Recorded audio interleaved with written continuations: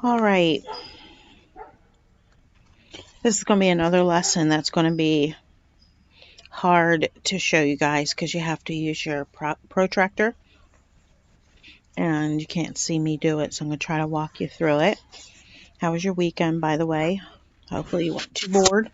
Hopefully you got to go outside and play.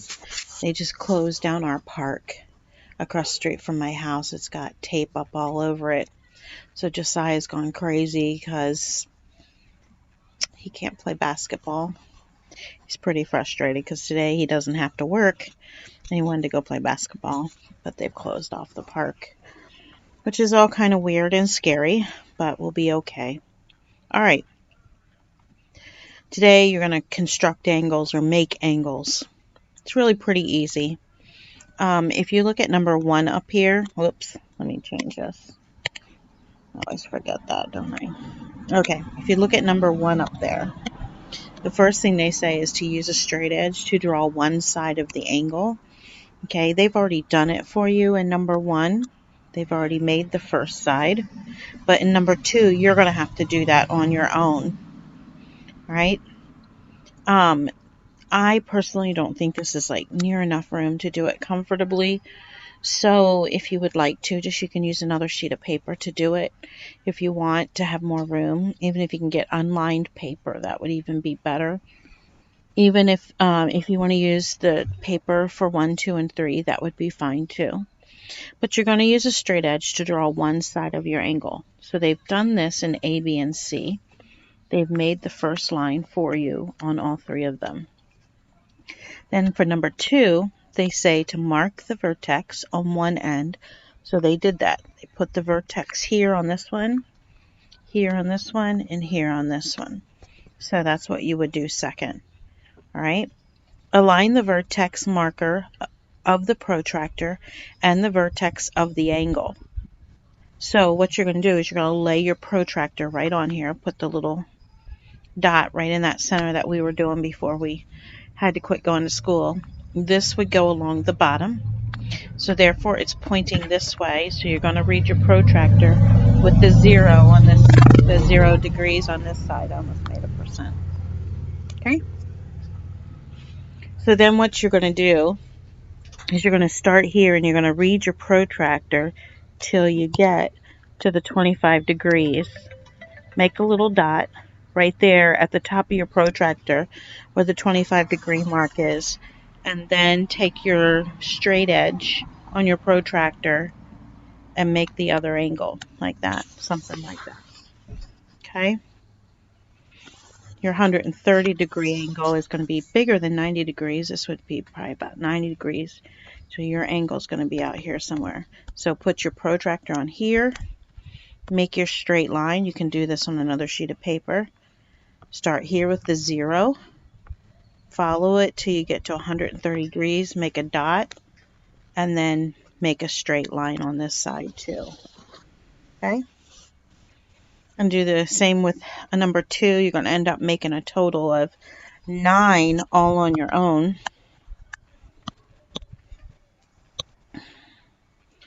So when you make your 30-degree angle, I'll just do it one more time with you. Make a straight edge with your protractor. Make one side your vertex. Doesn't matter which one.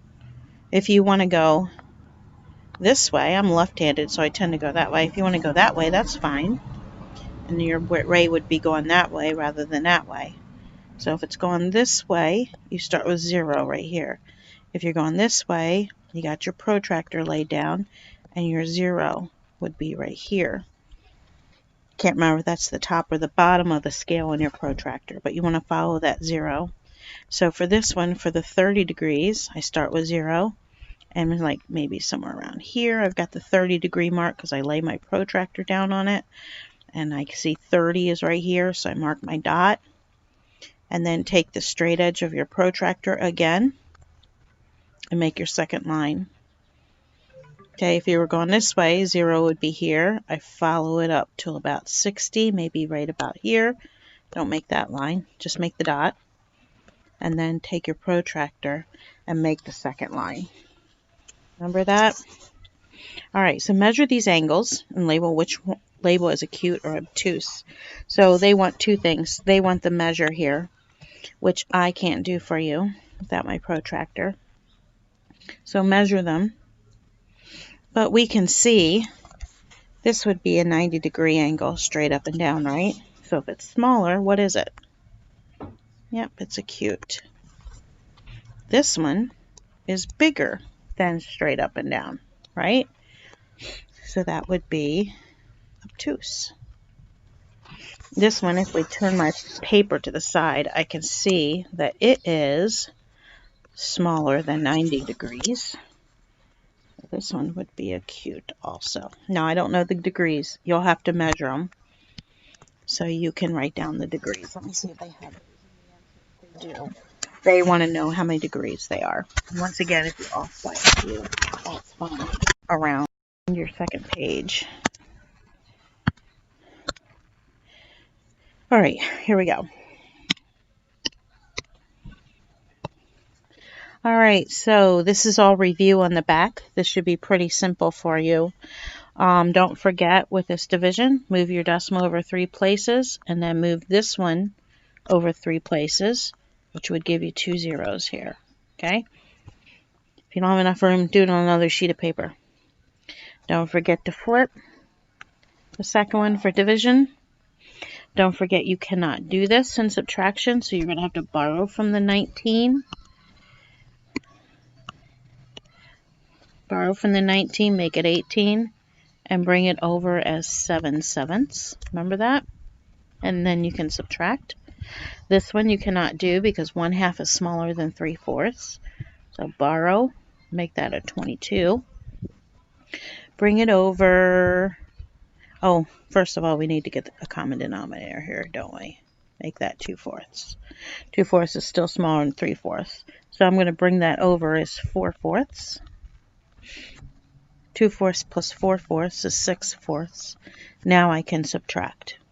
Okay? Remember, in any of these fractions, if they can be reduced, you need to have the final answer reduced or as mixed numbers. Don't leave improper fractions. If you do cross canceling ahead of time, like on C, your chances of reducing are less. Don't forget with the 16 3/5%, remember 1/5 was 20%, 2/5 is 40%, 3/5 is 60%, and then just to remember 4/5 is 80%. So this is 16 3/5%, so that's 16.60. Okay, now to change that percent to a decimal, you have to move this over twice. Doing this is not changing it to a decimal. That's just changing the fraction to a decimal. But you have to, not right now, you have to change the whole thing to a decimal. So you have to move this over twice. Real quick, what? Yeah, go ahead, you can go get a snack. All right. And then if you want to save yourself some time, instead of doing 4,200 times that, you can just do 42 times 0.166, because that 0 doesn't make any difference. And then add the 2 zeros in your answer before you put the decimal in. All right? How about I do K with you? So let me look at this first. So that would be 1.5%, right? Now change it to a decimal. 1, 2. Remember that? Okay, let me do K with you. So 45 is what percent of 150? So it's 45 divided by 150. Put a decimal there and add a 0. 150 goes into 450 3 times. So that's 0.3. If I want to change that to a percent, go over this way twice. So that would be 30. Okay? Area of a square, remember area equals the side squared. Not side times 2, it would be 3.5 times 3.5. The rectangle, area of a rectangle, is just the length times the width. And same way with this one. Alright, hopefully that helps you get through those. You can always call me whenever or text me, and I'll give you a call back if you need any help. Have a great day. Hopefully, I'm doing this on Sunday. Hopefully tomorrow is just as beautiful as today. See you later.